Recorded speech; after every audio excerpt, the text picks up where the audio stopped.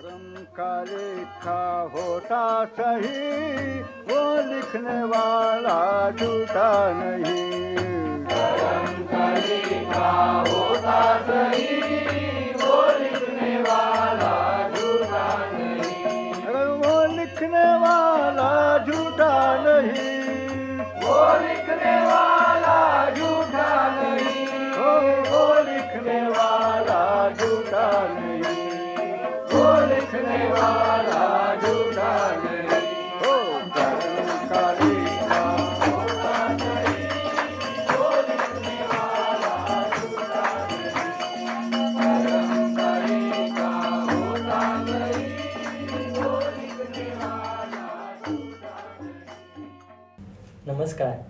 जगत गुरु भगवान श्री कृष्ण जी के चरणों में कृतज्ञता पूर्वक वंदन करता हूँ। सनातन संस्था एवं हिंदू जनजागृति समिति की ओर से धर्म संवाद के इस विशेष कार्यक्रम में मैं कार्तिक सालुंके आप सभी का हार्दिक स्वागत करता हूँ। बंधुओं, पिछले कुछ दिनों से हम इस धर्म संवाद के कार्यक्रम के माध्यम से कर्मफल सिद्धांत ये हम समझ कर ले रहे हैं। कर्म क्या होता है, अच्छे कर्म से हमें कौन से फल मिलते हैं, क्या परनिंदा करने से हमें उसका पाप लगता है, ऐसे अलग अलग प्रश्न हमने समझ कर लिए। आज भी हम कर्मफल सिद्धांत इस विषय को हम आगे लेकर जाने वाले हैं और कर्म के विषय में अधिक जानकारी हम प्राप्त करने वाले हैं। आप सभी को पता ही होगा, कर्म की गति बहुत ही गहन है। तो आज ऐसे ही जानकारी हम यहाँ पर लेने वाले हैं।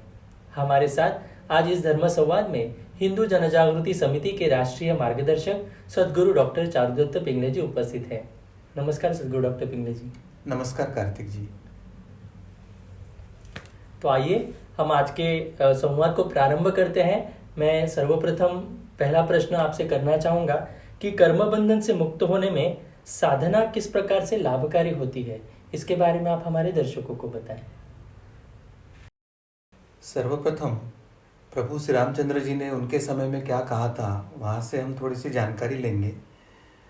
वैसे तो पिता के आज्ञानुसार वनवास यानी वनगमन करने वाले हमारे प्रभु श्री राम जी जब वन में गए थे तो उनके जो छोटे भाई थे भरत, वो वन में आए थे और प्रभु श्री राम जी से प्रार्थना कर रहे थे कि आप अयोध्या वापस चलिए। तो उस समय एक बड़ा गहन उपदेश प्रभु जी ने भरत जी को बताया था। वे कहते हैं, भरत, मनुष्य का जीवन पराधीन है। पराधीन अर्थात प्रारब्ध के अधीन है, और इसलिए जो जीवन में आया है उसे स्वीकारना चाहिए, ऐसे उन्होंने बताया है।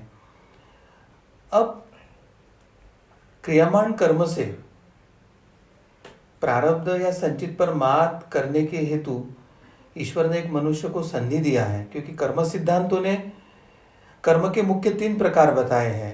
एक है प्रारब्ध कर्म, एक है संचित कर्म और क्रियामाण कर्म। क्रियामाण कर्म का अर्थ होता है साधना या शास्त्र सम्मत कर्म करना या धर्म सम्मत कर्म करना, और क्रियामाण करने से ही मनुष्य अपने प्रारब्ध या संचित पर मात कर सकता है। कर्म सिद्धांत के अनुसार मनुष्य को अपने उचित या अनुचित दोनों कर्मों का फल एक तो सुख या दुख के रूप में प्राप्त होता है, परंतु वो एक तो इस जन्म में प्राप्त होता है या उसको अलग अगले अनेक जन्मों में भी वो भोगना पड़ सकता है। तो समझो किसी व्यक्ति को मनुष्य जन्म मिलता है और उसके पूर्व जन्म के अनेक जन्मों के कर्म फल भोगना शेष है। तो ऐसे पिछले अनेक जन्मों के जो कर्म जिसके फल भोगना शेष है, ऐसे एकत्रित सभी कर्म फलों को संचित कर्म कहा जाता है। परंतु मनुष्य इस जन्म में इतने सारे कर्मों के भोग तो भोग नहीं पाएगा, तो इतने सारे संचित कर्मों के ढेर से वो कुछ मात्रा में जो भोग इस जन्म में भोगता है उसे प्रारब्ध कर्म कहा जाता है। अब सबसे महत्व का एक जो सिद्धांत है उसमें कहा गया है कि बुद्धि कर्मानुसारिणी होती है, अर्थात मनुष्य की जो बुद्धि है वो उसके जो प्रारब्ध कर्म का फल है उसके अनुसार वो कर्म करने की प्रेरणा देती है। अब प्रश्न उठता है कि क्या अवतारों का भी कोई प्रारब्ध होता है, या प्रभु श्री राम जी का जीवन क्या प्रारब्ध भोग भोगने के लिए हुआ था? तो अर्थात यहाँ पर ध्यान देने योग्य यही एक महत्व की बात है कि चाहे प्रभु श्री रामचंद्र जी हो या श्री कृष्ण जी हो, ऐसे जो अवतार है उनका जो कार्य है वो प्रारब्ध अनुसार नहीं होता है, अपितु उनका जो कार्य है वो उनकी भक्ति करने वाले जीवों का उद्धार करना यही होता है, और उनके भक्तों को कष्ट देने वाले असुरों का निर्दालन करना।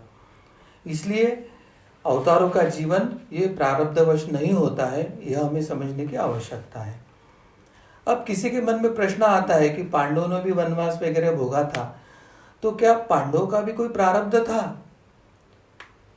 वैसे देखे तो युधिष्ठिर तो महान धर्मज्ञानी थे, तब भी जब वो द्यूत खेल रहे थे, यानी एक जुआ का प्रकार है वो खेल रहे थे, तो उन्होंने द्रौपदी को ही दांव पर लगा दिया था। परंतु पांडवों के या युधिष्ठिर के इस कर्मों का जो कारण था वो उनका प्रारब्ध था, ये हमें यहाँ पर समझ लेने की आवश्यकता है। कभी कभी समाज के मन में ऐसे भी प्रश्न आता है कि क्या संतों को भी प्रारब्ध भोगना पड़ता है? तो अवतार और एक संत में यह फर्क होता है कि अवतार यानी साक्षात ईश्वर, जिसके कोई कर्म शेष नहीं है, वो अवतरित यानी अवनीत यानी नीचे आकर, ईश्वरीय अवस्था से नीचे आकर वो अवतारी कार्य करता है, इसलिए उनके कोई प्रारब्ध नहीं होते हैं। परंतु संत एक सामान्य मनुष्य जीव होते हैं। मनुष्य जीव अनेक योनियों से वो अपना मार्गोत्क्रमण करते करते, साधना करते करते वे अभी ईश्वर प्राप्ति की तरफ उनका प्रवास होता है। तो ऐसे इसमें संतों को भी अपने पूर्व कर्मों के अगर कुछ पाप या पुण्य है तो वो प्रारब्ध करके भोगना पड़ता है। मगर कर्मों फल न्याय का जो रहस्य है कि अगर कोई अपने प्रारब्ध को निरस्त करना चाहता है, अगर कोई अपने संचित कर्मों को निरस्त करना चाहता है, तो ईश्वर ने उनके हाथ में क्रियामान कर्म करने का अधिकार दिया है। और हमने पहले ही देखा है कि क्रियामान कर्म यानी साधना, शास्त्र सम्मत कर्म करना, धर्म सम्मत कर्म करना। अब क्रियामान करने हेतु मनुष्य को सबसे ज्यादा सहायता कौन से होती है? तो उसके बुद्धि की। और एक तरह से आध्यात्मिक परिप्रेक्ष्य में जिसको हम कारण देह कहते हैं, वो कारण देह या बुद्धि की सहायता क्रियामान करने हेतु होती है। अब उसके वैशिष्ट्य क्या है? तो बुद्धि जो है वो प्रारब्ध के अनुसार आचरण करेगी कि नहीं, यह उस व्यक्ति की बुद्धि की प्रगल्भता उस पर निर्भर होता है। और बुद्धि की प्रगल्भता किस बात पर निर्भर होती है? तो वो व्यक्ति का प्रकृति या वो जीव कितना सात्विक है, उसकी बुद्धि कितनी सात्विक है, इस पर बुद्धि की प्रगल्भता तय होती है। और फिर व्यक्ति की सात्विकता किस बात पर तय होती है, बुद्धि की सात्विकता किस बात पर तय होती है? तो व्यक्ति की साधना कितनी है, व्यक्ति पर गुरु कृपा कितनी है, इस पर व्यक्ति की बुद्धि सात्विक है कि नहीं, यह तय होता है। अब प्रारब्ध का भोग भोगते समय व्यक्ति को अपने जो पूर्व जन्म के संस्कार होते हैं, इस जन्म के नए निर्माण हुए जो संस्कार होते हैं, उसके कारण उसे सुख या दुख का अनुभव होता है। परंतु साधना करने के कारण यदि उसके संस्कार ही नष्ट हो जाए तो व्यक्ति को सुख और दुख के प्रसंग में तो है, मगर उसका अनुभव नहीं हो रहा है, या एक तरह से उस पर परिणाम नहीं हो रहा है। यानी अगर किसी के जीवन में अगर प्रारब्ध भोग है तो देह भोग, प्रारब्ध भोग उसे भोगना ही पड़ता है। परंतु साधना के कारण, संस्कार नष्ट होने के कारण उसे इस प्रारब्ध भोग के, चाहे सुख या दुख हो, उसका परिणाम ही नहीं हो रहा है, तो वो एक तरह से उन कर्मफलों से मुक्त ही हो जाता है। और साधना से यही साध्य होता है। साधना से संचित कर्म भी पूर्णतः नष्ट हो सकते हैं। और कर्म के अनुसार अगर हम देखते हैं तो चाहे प्रारब्ध हो या संचित हो, मनुष्य के लिए सबसे महत्व का कर्म कौन सा है? तो क्रियामान कर्म योग्य करना, यही निस्संशय मनुष्य के जीवन का श्रेष्ठ कर्म होता है। और इसलिए मनुष्य को कर्म प्रधान यानी क्रियामान कर्म प्रधान होना चाहिए, ऐसे धर्मशास्त्र कहता है। जी, सदगुरु डॉक्टर पिंगले जी, अभी आपने मार्गदर्शन में आपके बताया कि अवतारों को प्रारब्ध नहीं होता है, तो मैं प्रभु श्री रामचंद्र जी के बारे में प्रश्न आपके सामने रखना चाहूँगा। प्रभु श्री राम जी साक्षात अवतार थे, पर फिर भी उन्हें वनवास जाना पड़ा था। तो क्या अवतारों को भी कर्मफल न्याय या कर्मफल लागू होता है? इसके बारे में आप हमें बताएं। शास्त्रों ने ऐसा बताया है कि अवतारों का संचित कर्म होता है वो 0% होता है, और संचित ही नहीं तो प्रारब्ध होने की कोई संभावना नहीं होती है। अब प्रश्न यहाँ नहीं उपस्थित होता है कि प्रभु श्री रामचंद्र जी ने 14 वर्ष जो वनवास भोगा वो उसे क्यों भोगना पड़ा। अब सबसे महत्व का जो सूत्र हमें यहाँ ध्यान में रखना है कि अवतारों के संदर्भ में जो कुछ हो रहा है या उनके जीवन में जो कुछ होता है वह सब अवतार लीला होती है। अवतारों की जो लीला है या उनका लीला रूपी ये जो कर्म है वो पूर्णतः अकर्म कर्म ही होता है, उसका कोई फल ही निर्माण नहीं होता है। इसलिए अवतारों को कर्म फल न्याय लागू ही नहीं होता है, यह हमें तत्वतः समझने की आवश्यकता है। अवतारों का कार्य भक्तों का रक्षण तथा भक्तों या समाज को कष्ट देने वाले दुर्जनों का विनाश यही होता है, ऐसे भगवत गीता में सुस्पष्ट हमें बताया है। अब प्रभु श्री रामचंद्र जी को वनवास भोगना पड़ा, यह हम सामान्य व्यक्ति के दृष्टि से एक अत्यंत सामान्य विचार हुआ है, परंतु अवतारी दृष्टि से या अवतारों की लीला के कर्मों के रूप से अगर हम उसका विश्लेषण करते हैं तो इस वनवास काल में श्री राम जी ने क्या क्या कार्य किया है, इन कार्यों के माध्यम से उन्होंने क्या क्या मानव कल्याण किया है, अपने कौन से भक्तों का उद्धार किया है, यह अगर हम समझ लेते हैं तो ये वनवास प्रत्यक्ष कोई शिक्षा या भोग नहीं तो उनकी लीला है, यह हमें सुस्पष्ट हो जाएगा। सबसे पहले क्या हुआ, श्री राम जी ने वनवास काल में दंडकारण्य में जब प्रवेश किया तो वहां पर जो ऋषि मुनि तपस्या कर रहे थे, जो ऋषि मुनि ईश्वर प्राप्ति की मनीषा रखते हुए वहां पर यज्ञ याग और साधना कर रहे थे, तो उनमें जो विघ्न डालने वाले असुर थे उन सभी असुरों का विनाश राम जी ने करके एक अपने अवतारी कार्य का प्रयोजन पूर्ण किया था। वनवास में जैसे जैसे वो आगे गए तो माता शबरी, उनके जीवन में ईश्वर प्राप्ति का योग था तो झूठे पैर खा के अपने भक्तों की इच्छा पूर्ण करके उन्होंने ईश्वर भक्त के मिलन का एक उदाहरण हमारे सामने रखा। जो भक्त केवट था, जो केवट अत्यंत ज्ञानी था और जिसने यह मांग किया था कि मैं आपको शरीर के इस तीर से आपको इस तीर पहुंचाऊंगा तो आपका केवट मैं बनूंगा, तो आप मेरे जीवन की नैया को, इस बंध मुक्त जीवन को, उस मुक्त जन्म मृत्यु से मुक्त जीवन के, मेरे जीवन के उस पार मेरी नैया लगा दीजिए और उस समय आप मेरे केवट बनिए। इतना बड़ा ज्ञान पूर्ण उन्होंने प्रार्थना किया था राम जी से, चाहे हनुमान जी हो, श्री गुरु जी हो, ऐसे अनेक भक्तों का उद्धार प्रभु श्री रामचंद्र जी ने इन वनवास काल में किया है। और अंततः वनवास काल का जो अंत था, उस समय रावण से युद्ध करके इस पृथ्वी पर जो अत्याचारी राजा था, उसके अत्याचारी सेना थी, एक असुरी वृत्ति थी, उन सब का निर्दालन करके धर्म की पुनर्स्थापना का जो कार्य श्री राम जी ने किया है, और लंका के राज्य पर अपना अधिकार न जताते हुए अपने भक्त विभीषण को उस राज्य पर बिठाकर उन्होंने एक बड़े हृदय का एक आदर्श समाज के सामने जो रखा है, यह अवतारी लीला उन्होंने उस वनवास काल में किया। यह सब लीला कार्य करते समय दूसरी तरफ अपने पिता ने जो वचन दिया था, उस वचन की पूर्ति के लिए वनवास के भोग का पालन पुत्र ने करना चाहिए, ऐसे पुत्र के एक आदर्श उन्होंने समाज के सामने रखा।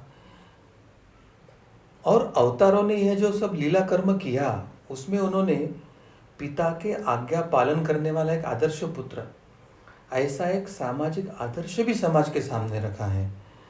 और स्वयं राजा होते हुए भी, अवतार होते हुए भी प्रसंग आने पर सर्वसामान्य व्यक्ति जैसा जीवन जीना, अपने पत्नी के प्रति जो धर्म बताया है उस धर्म का पालन करना, या वनवास काल में उन्होंने अलग अलग राजाओं से जो मैत्री किया, उन्होंने अलग अलग राजाओं से अपने साम्राज्य को जोड़ा, अपने मित्र निर्माण किए, ये सब जो एक आदर्श राजा के गुण भी उन्होंने यहाँ पर स्थापित किए हैं, वो केवल व्यक्ति नहीं तो व्यक्ति, प्रशासन, राजा, उन सबके लिए वो एक आदर्श बन के आया और इसलिए उन्हें एक आदर्श राम राज्य की तरह या मर्यादा पुरुषोत्तम राजा की तरह उसको पूजन किया जाता है।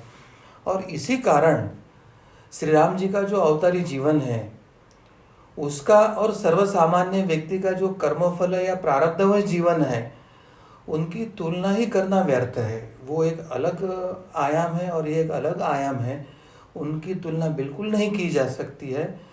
और यह समझने के लिए धर्मशास्त्र, धर्म की दृष्टि, शास्त्र की दृष्टि होना आवश्यक है। तो इस तरह से हम ये बात की तरफ देखना चाहिए। ठीक।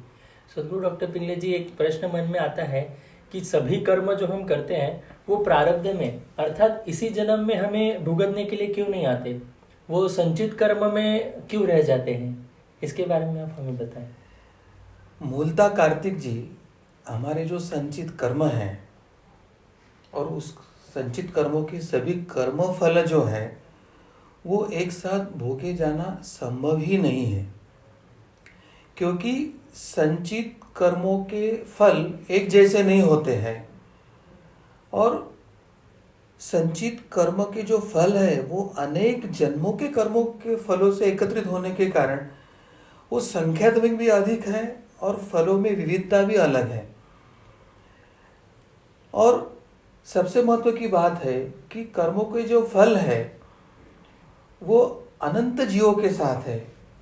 किसी व्यक्ति को मनुष्य देह हो, किसी को प्राणी हो, किसी को वनस्पति योनि में जन्म मिला हो, तो उस जन्म में उसका फल भोगने के लिए उस अवस्था में वो जीव पुनर्जन्म लेकर आया है कि नहीं वो भी हमें पता नहीं होता। तो इसलिए ये एक ही जन्म में भोगना असंभव होता है। अब जैसे मैंने कहा था कि कुछ कर्मों के फल परस्पर विरोधी होते हैं, कुछ अच्छे हैं, कुछ बुरे हैं, कुछ स्वर्ग की प्राप्ति देने वाले हैं तो कुछ नरक की प्राप्ति देने वाले हैं। तो मनुष्य के प्रारब्ध की जो संख्या है वो संचित कर्म के तुलना में बहुत मर्यादित होती है।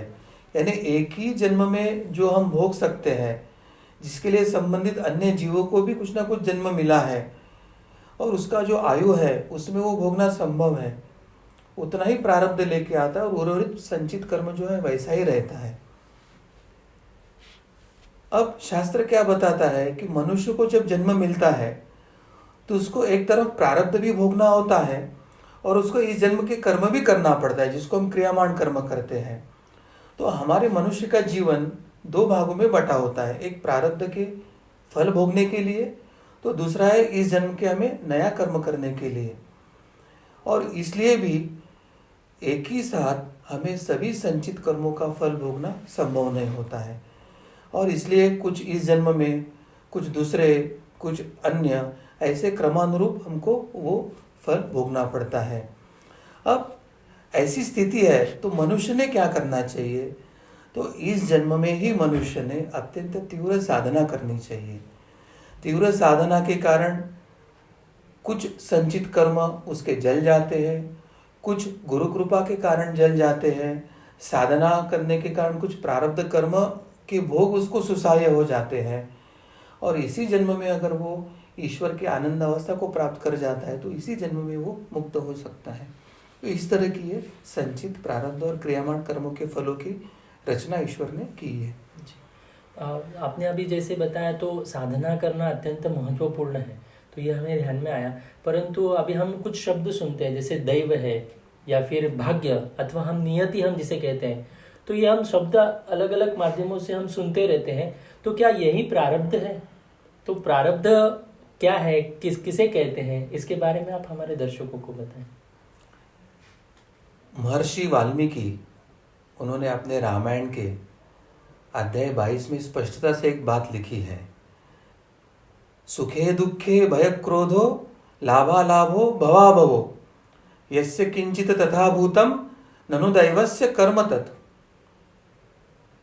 महर्षि वाल्मीकि कहते हैं कि अर्थात चाहे सुख हो या दुख, भय हो या क्रोध, लाभ हो या हानि तथा इस प्रकार के अन्य कोई भी फल हो या अन्य कोई भी फलों के परिणाम या भोग हो, जिसे हम इस जीवन में अपने किसी तर्क के कसौटी पर हम उसका परीक्षण नहीं कर सकते हैं, तर्क के कसौटी पर किसी को कसा नहीं सकते हैं, ऐसे सभी कर्म निश्चित ही दैवकृत अथवा जिसे हम प्रारब्ध कहते हैं या भाग्य के कारण आए होते हैं, उन्हें भाग्य भी कह सकते हैं, प्रारब्ध भी कह सकते हैं या दैव भी कह सकते हैं।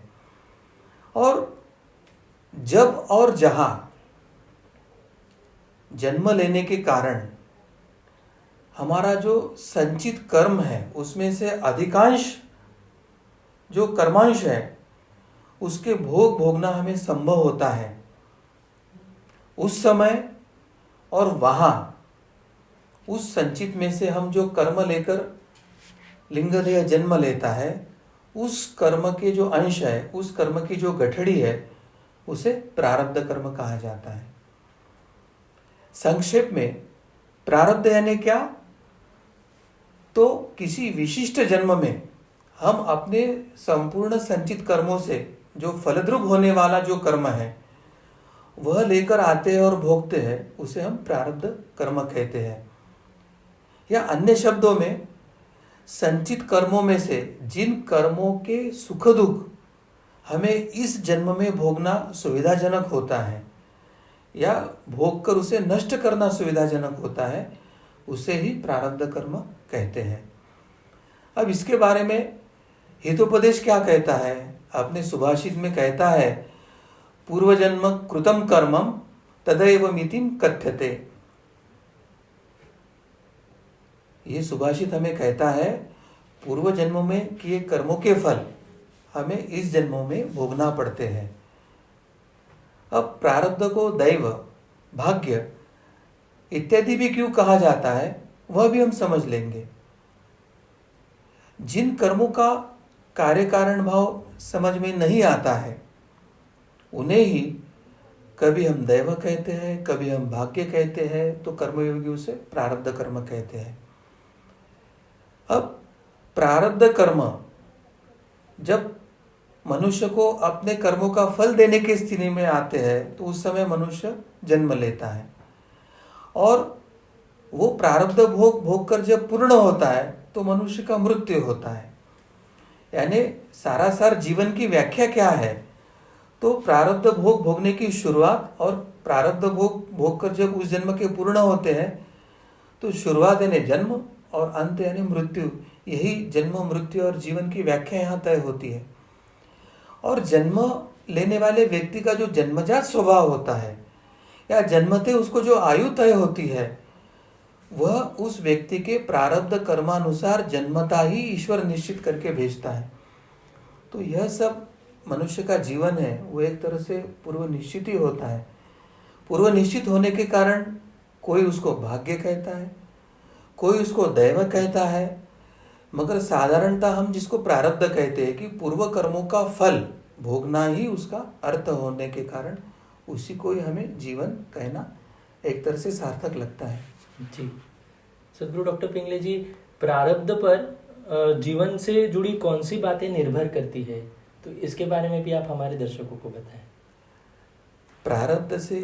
प्रारब्ध पर जीवन से कौन सी बातें जुड़ी होती है या निर्भर होती है वह निश्चित जानना हमें आवश्यक है, क्योंकि प्रारब्ध के यानी भाग्य के अधीन क्या क्या होता है वह हम जान लेंगे तो हमारे जीवन में आने वाले सुख या दुख के तरफ हमारे देखने की दृष्टि ही बदल जाएगी और हमें योग्य क्या क्रियामान कर्म करना है वह भी हमें समझ में आएगा। अब एक जो सुभाषित है वो हम समझ लेंगे, अन्नमर्थम विवाहश्च जननम मरणम तथा कंठे बद्धा दृढ़म सूत्रम यमस्तत्र ही नीयते। अब ये सुभाषित हमें क्या बता रहा है? उसका अर्थ यही है कि हमारे जीवन में अन्न, धन, विवाह, जन्म एवं मृत्यु, इन 5 विषयों के गले में रस्सी बांधकर यमदेवता उन्हें अपने इच्छित स्थान पर ले जाते हैं। यानी ये जो 5 घटनाएं हैं, अन्न, धन, विवाह, जन्म एवं मृत्यु, ये व्यक्ति के प्राक्तन में अर्थात प्रारब्ध में, अर्थात मनुष्य के पूर्वजन्म के कर्मों के ही अधीन होती है।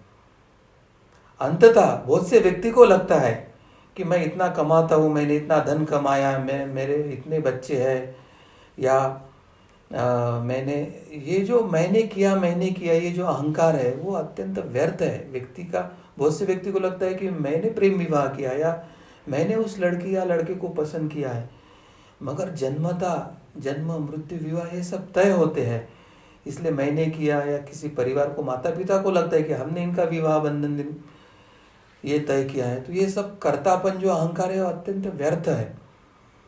अब व्यक्ति के जन्म का समय, व्यक्ति के प्रवृत्ति के गुण हो या व्यक्ति के त्रिगुण हो, व्यक्ति के शरीर की रचना, उसमें कुछ व्यंग हो या व्याधियां हो, या उसके जीवन में आने वाला विविध सुख या दुख हो, या उसका निवास स्थान हो, चाहे देश हो, प्रांत हो, गांव हो या परिवार हो, इत्यादि सब आपके पूर्वजन्म के कर्म यानी आपका प्रारब्ध ही निश्चित करता है, और वो जन्म के पहले ही तय हो जाता है।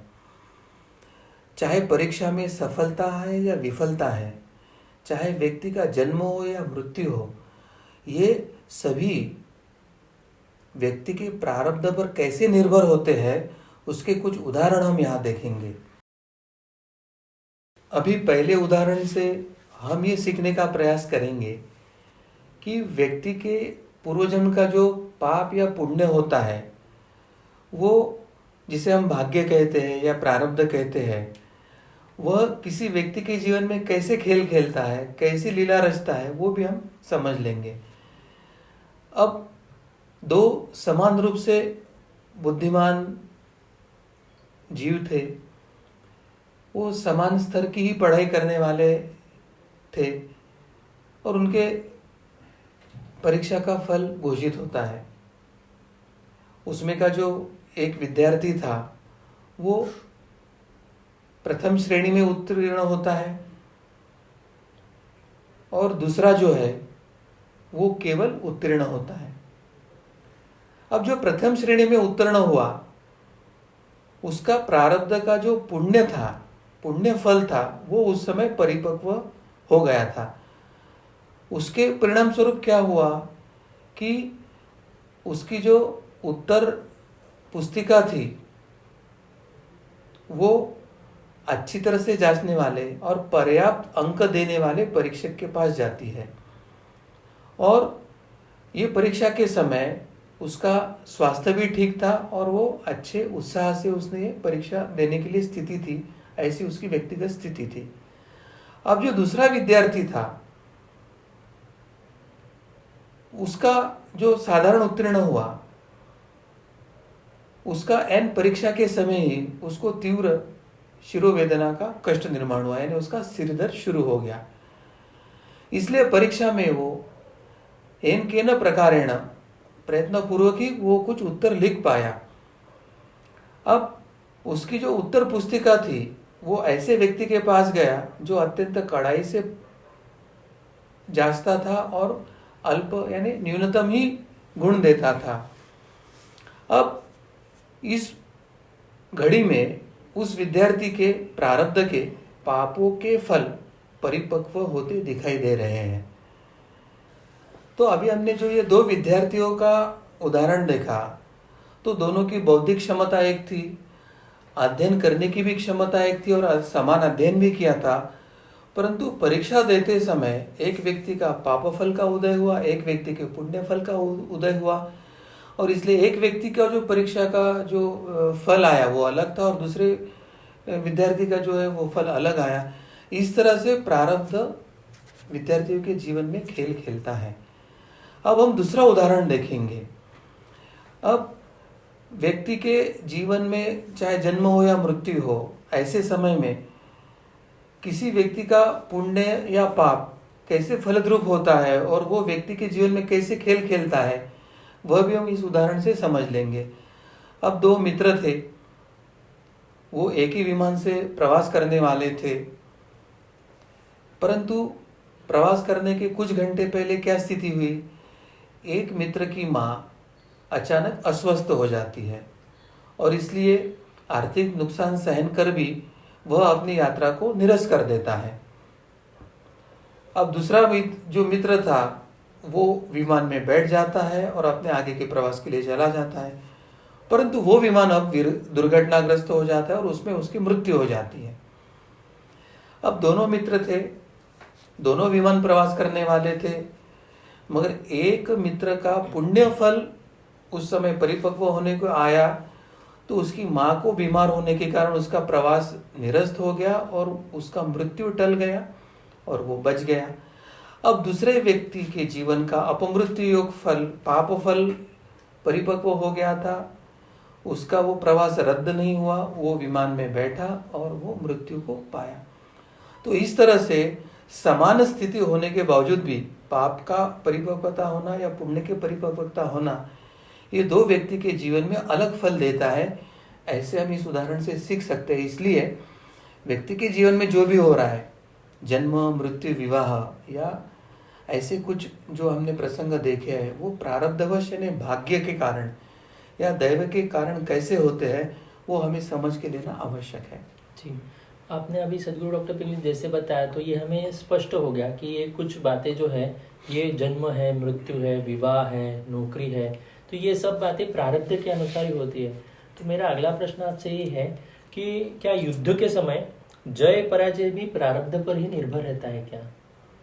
कार्तिक जी, ये भी बहुत अच्छा प्रश्न पूछा है। बहुत बार ऐसा होता है कि इस कारण युद्ध जीता, इसने युद्ध जीता, उसने युद्ध जीता।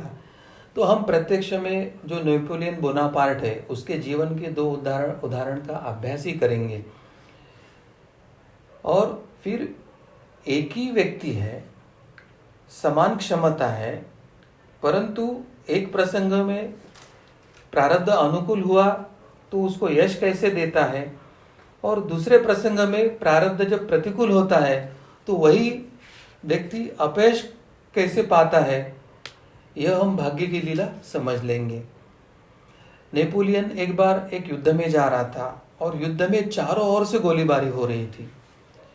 इसलिए नेपोलियन के सैनिकों ने उसे एक सलाह दिया था कि आप उस क्षेत्र में ना जाइए, परंतु नेपोलियन ने क्या किया, सैनिकों का परामर्श नहीं माना और उसने सैनिकों को दृढ़तापूर्वक कहा कि नेपोलियन का जन्म गोलीबारी में मरने के लिए नहीं हुआ है, और ऐसा बताकर वह उस स्थान पर गया।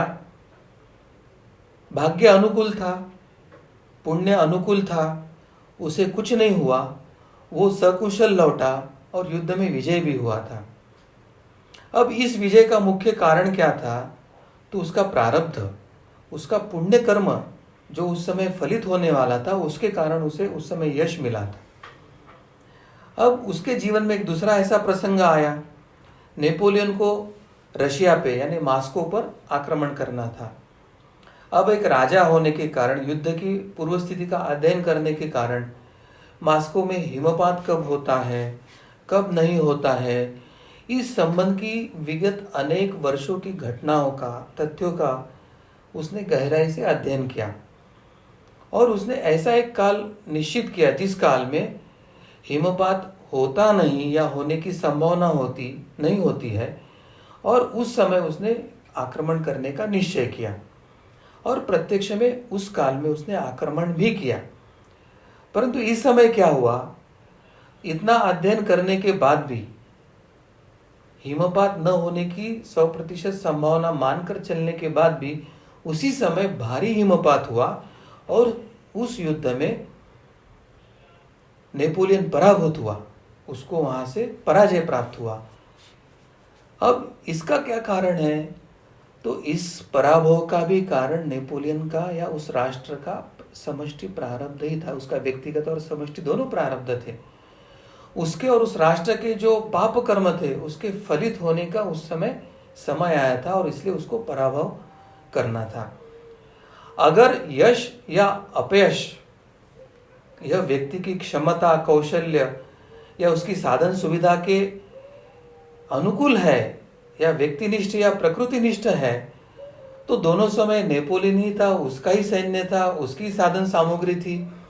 एक तो दोनों समय उसको यश मिलना चाहिए था या दोनों समय उसको अपयश मिलना था, परंतु ये व्यक्तिनिष्ठ, उसकी क्षमता निष्ठ या साधन सामग्री निष्ठ नहीं होता है तो वो व्यक्ति के या राष्ट्र के प्रारब्धवश होता है। और इसलिए जब अनुकूल था तो उसका विजय हुआ और जब प्रतिकूल हुआ तो वो परास्त हुआ।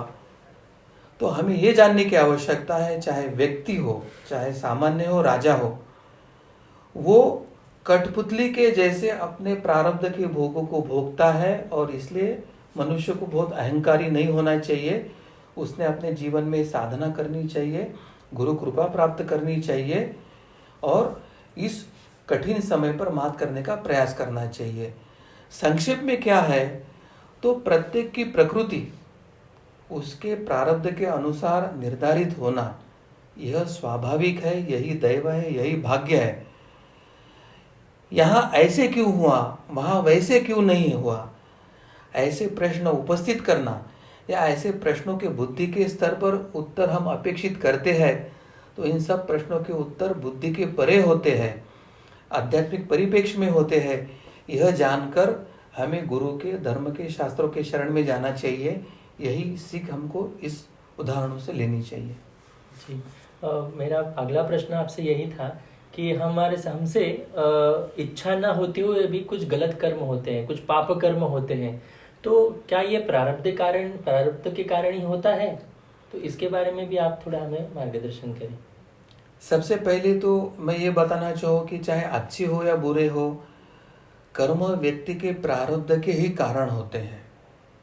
परंतु यहाँ एक रहस्य हमें ध्यान में रखना है कि जो व्यक्ति साधना करता है, गुरु आज्ञा पालन करता है, धर्म या शास्त्र का महत्व जानकर धर्म या शास्त्र के मार्ग पर चलने का प्रयास करता है, तो कहने का मतलब जो क्रियामान कर्म योग्य उचित दिशा में करने का प्रयास करता है तो उसके जीवन में यह घटना थोड़ा सा असंभव होता है।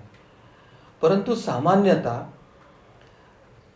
जब प्रारब्ध कर्म फल देने की स्थिति में आते हैं या फलीभूत होने के समय में आते हैं, उस समय हमारी जो वासनाएं होती है, हमारे विचार या भावना या हमारे आचार यानी प्रत्यक्ष हमारी कृति हमें प्रारब्ध के कर्मों की दिशा में ही लेके जाते हैं, यह सत्य है। जैसे एक उदाहरण के तौर पर हम देखेंगे कि किसी व्यक्ति के भाग्यवश या प्रारब्ध में चोर रूप में उसे संबोधित करना या चोर रूप में उसकी समाज में बदनामी होना अगर नियति तय करती है तो वह व्यक्ति सामान्यतः चोरी करना नहीं चाहिए, यह उसको पता रहता है और चोरी नहीं करने इस निर्णय पर वो प्रयास करता है, मगर वो दृढ़ नहीं रह पाता है और कुबुद्धि होने के कारण वह चोरी करता है और जब पकड़ा जाता है तो समाज में वो चोर करके बदनाम होता है, चोर करके उसे मान्यता मिलती है। तो इस तरह से प्रारब्धवश उसकी बुद्धि उसको वही कर्म करवाती है। अगर वर्तमान स्थिति में सिगरेट पीने की लत हो या शराब पीने की लत हो या व्यसन के संदर्भ में अगर हम देखते हैं तो घर में हमारे माता पिता संस्कार देते हैं कि सिगरेट दारू पीना बुरी है। हमें टीवी पर ऐड आती है, उसमें ये सिखाया जाता है, स्कूल में सिखाया जाता है कि व्यसन या नशा करना बुरी बात है। फिर भी जब हम मित्रों के साथ जाते हैं और मित्रों को पीते हुए देखते हैं और कोई मित्र हमें आग्रह करता है तो उस समय हमारी बुद्धि हमें दगा दे देती है और बुद्धि क्या करती है, एक बार सिगरेट पीकर ही देखो ऐसे मन में विचार लाती है, एक बार शराब पी के देखो और वो उस लत में चले जाती है।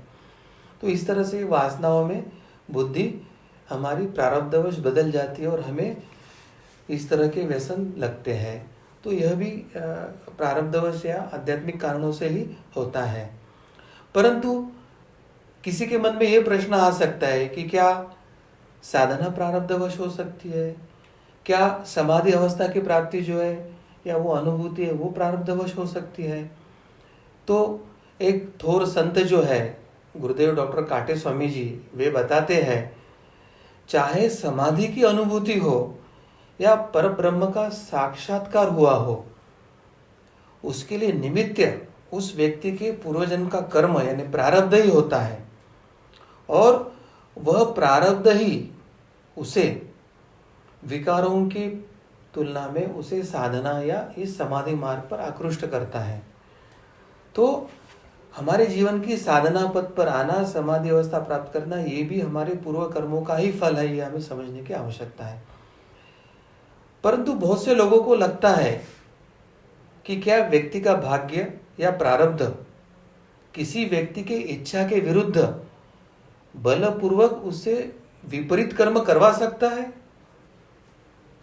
यानी दूसरे अर्थ में, क्या व्यक्ति अपने भाग्य का गुलाम होता है?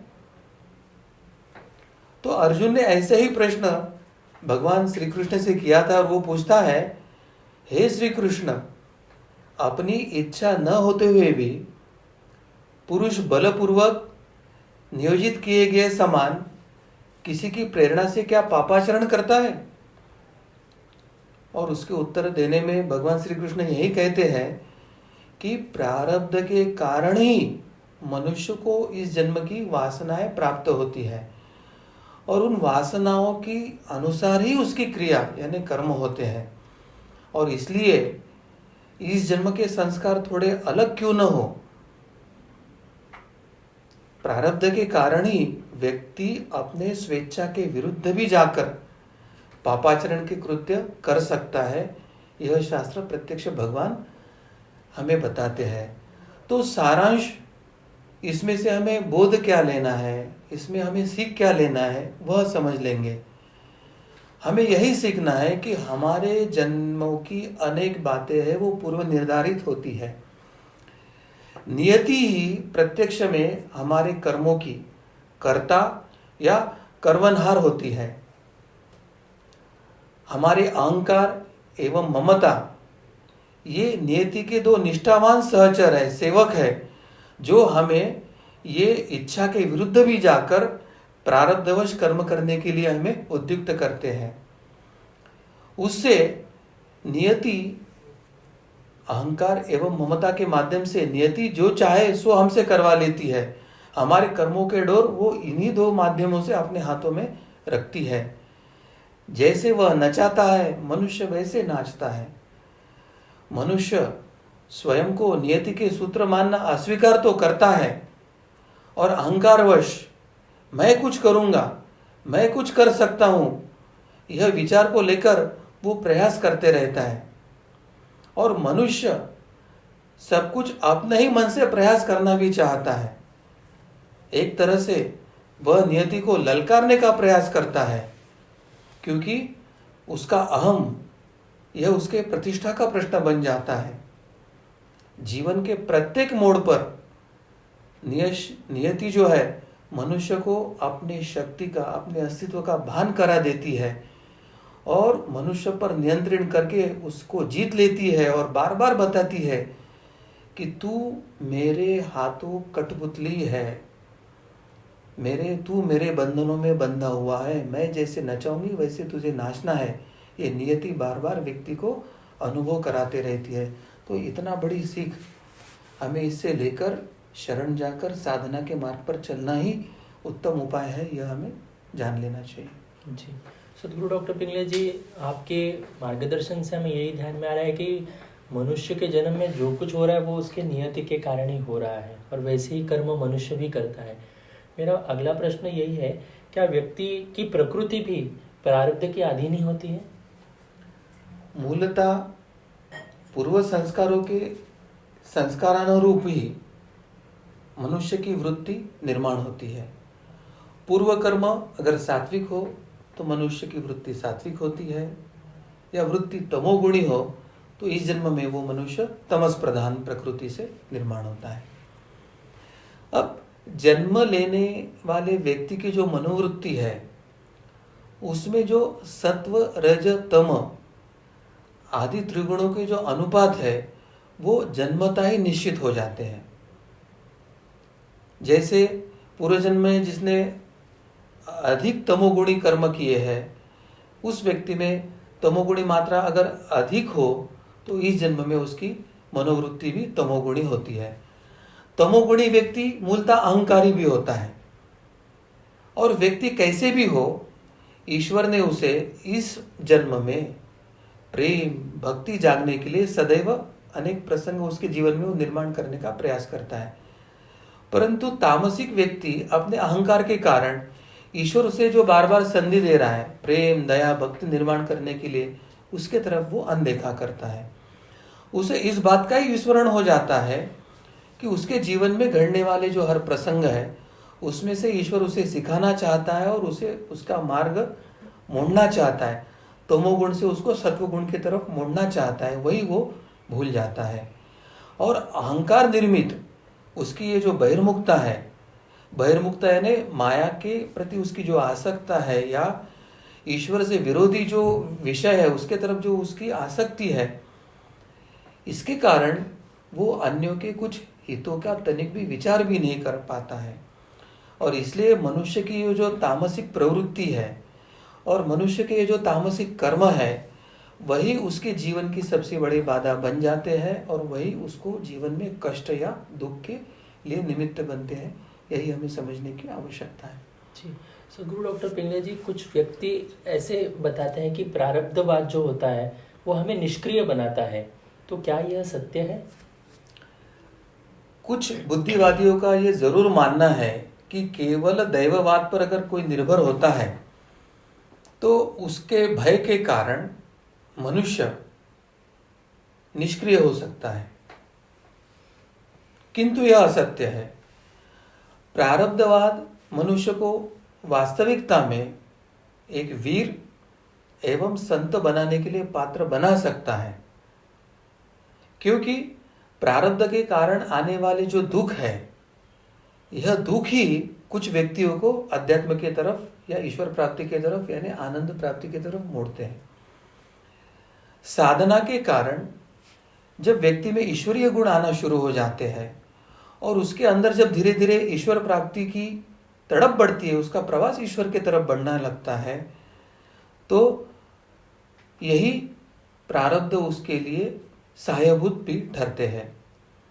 मनुष्य को दुख सहने का जो धैर्य है ये प्रारब्धवाद से ही मिलता है, क्योंकि एक तरफ मनुष्य के जीवन में दुख आता है तो साधना करने से ही दुखों पर मात होती है, वह जानकर वो साधना करने के लिए प्रवृत्त होता है।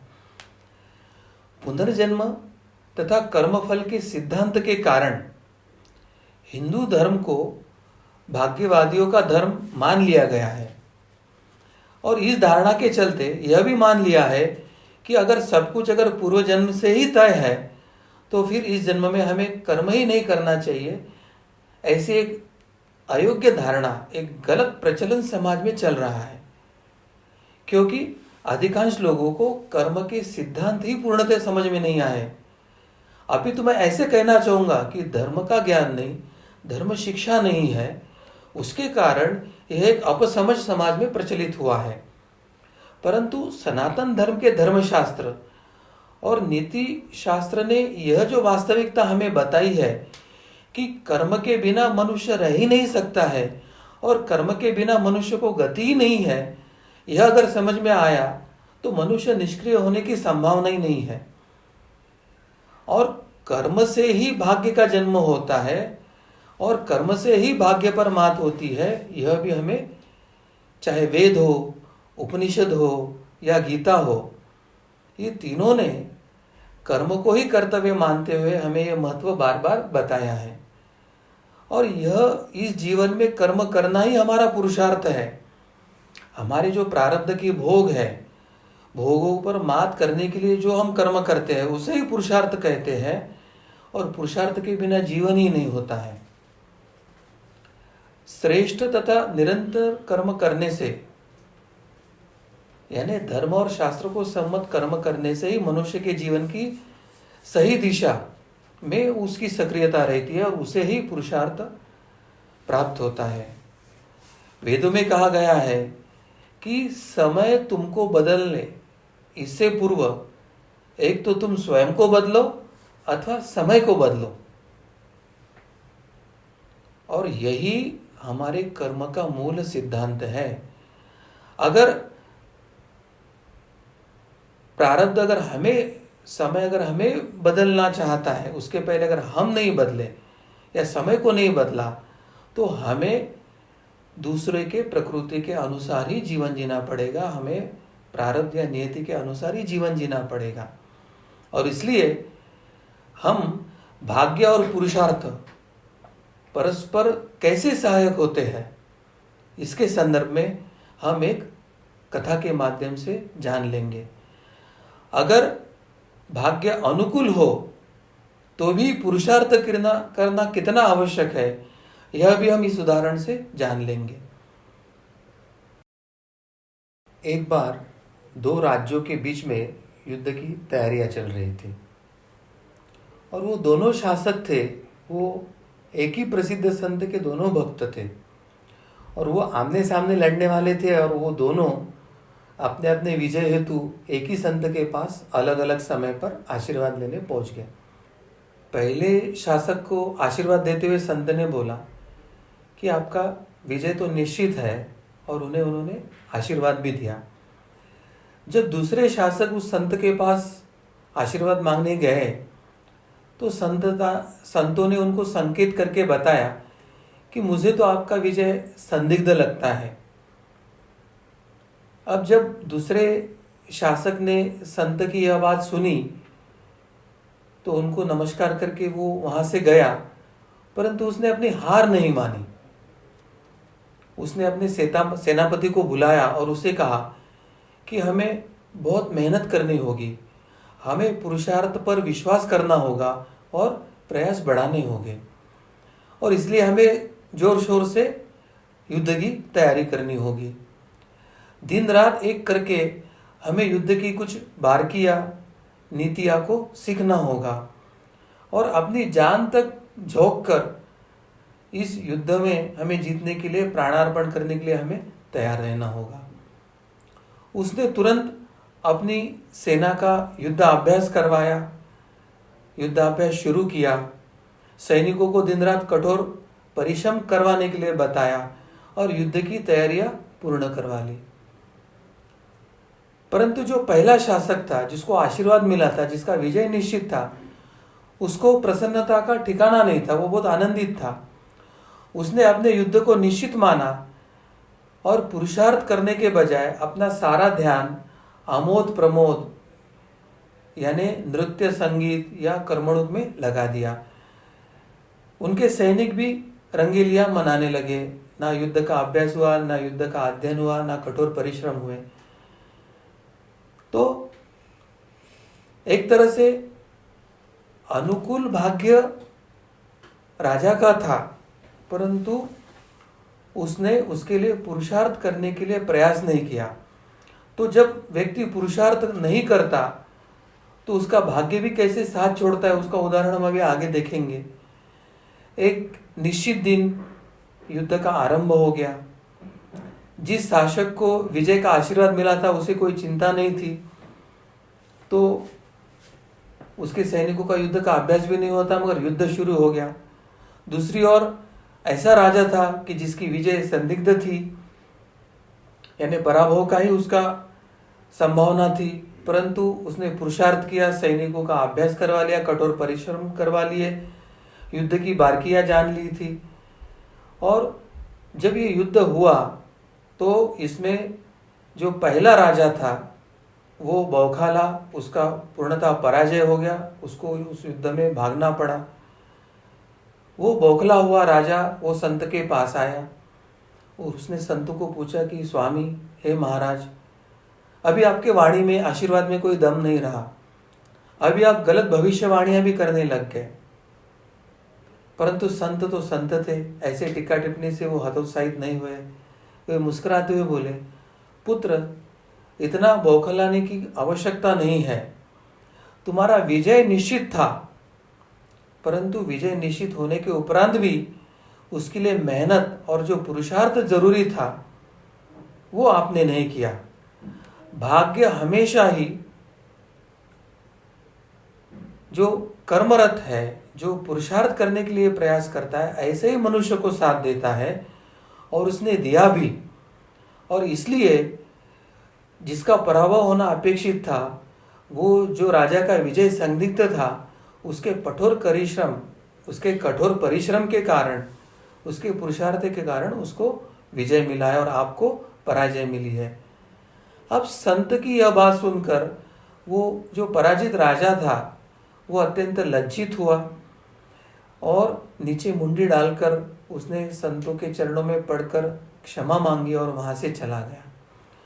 तो ये कहानी बताने का निमित्त इतना ही है कि भाग्य अगर अनुकूल है, ऐसे हमको किसी माध्यम से पता भी चलता है, तो भी अनुकूल भाग्य को फलीभूत रखने हेतु हमें जो योग्य कर्म करना है, योग्य कठोर परिश्रम करना है, हमें जो पुरुषार्थ करना है वो करते रहना आवश्यक है। यही संदेश कर्मफल न्याय या कर्मफल सिद्धांत हमें देता है। प्रारब्धवश रहने से, प्रारब्धवादी बनने से, कर्म से निवृत्त होना या निष्क्रिय होना ऐसे बिल्कुल संभावना नहीं, क्योंकि धर्म ने यह स्पष्ट किया है कि प्रारब्ध को भी फलीभूत होने के लिए कठोर परिश्रम तथा पुरुषार्थ की आवश्यकता होती है। तो ये जो अपसमझ समाज में है वो अत्यंत निरर्थक है और धर्म का ये जो बातें और मार्ग है, इस मार्ग पे चलने से हमें भाग्य और पुरुषार्थ प्राप्ति होनी सहज संभव है। जी, सो गुड डॉक्टर पिंगले जी, आपने जो उदाहरण हमारे सामने रखे हैं, जो मार्गदर्शन हमें किया है, इससे तो यह हमें स्पष्ट हो गया कि प्रारब्धवाद हमें निष्क्रिय नहीं बनाता है और हर एक जो बात होती है तो उसके लिए हमें नियति ही वो तय करती है और हमें उसके अनुसार हमें पुरुषार्थ करने ही होते हैं। तो यही इसका आज के इस धर्म संवाद का सार था। मैं सदगुरु डॉक्टर पिंगले जी का बहुत बहुत धन्यवाद व्यक्त करता हूँ। आज आप ही के कारण हमें अनेक प्रश्नों के उत्तर हमें आज यहाँ पर मिले हैं, इसलिए हम सभी आपके प्रति बहुत बहुत कृतज्ञ हैं। इसी के साथ आज का इस धर्म संवाद को हम यहीं पर रोकते हैं, समाप्त करते हैं। मैं सभी से निवेदन करना चाहूँगा, यह सुनते समय आपके मन में यदि कोई प्रश्न हो या शंका हो तो आप अवश्य इसे उपस्थित कर सकते हैं। अपने चैट बॉक्स पर अपने प्रश्न आप अवश्य डालें, हम आपके प्रश्नों का उत्तर देने का अवश्य पूर्ण रूप से प्रयास करेंगे। यदि आपके कोई सुझाव हो तो आप सुझाव भी अपने कमेंट बॉक्स में दे सकते हैं। इसी के साथ आज के धर्म संवाद के इस कार्यक्रम को हम यहीं पर विराम देते हैं। भगवान श्री कृष्ण जी की कृपा से आज का यह धर्म संवाद यहीं पर संपन्न हुआ, ऐसे मैं घोषित करता हूँ। नमस्कार। कोई दिन गाड़ी कोई दिन तकिया, कोई दिन गाड़ी कोई दिन तकिया, कोई दिन गाड़ी कोई दिन तकिया, कोई दिन गाड़ी कोई दिन तकिया। एक दिन मिट्टी में मिलना सही, वो लिखने वाला झूठा नहीं। एक दिन मिट्टी में सोना सही, वो लिखने वाला झूठा नहीं। वो लिखने वाला झूठा नहीं। वो लिखने वाला झूठा नहीं। अरे वो लिखने वाला झूठा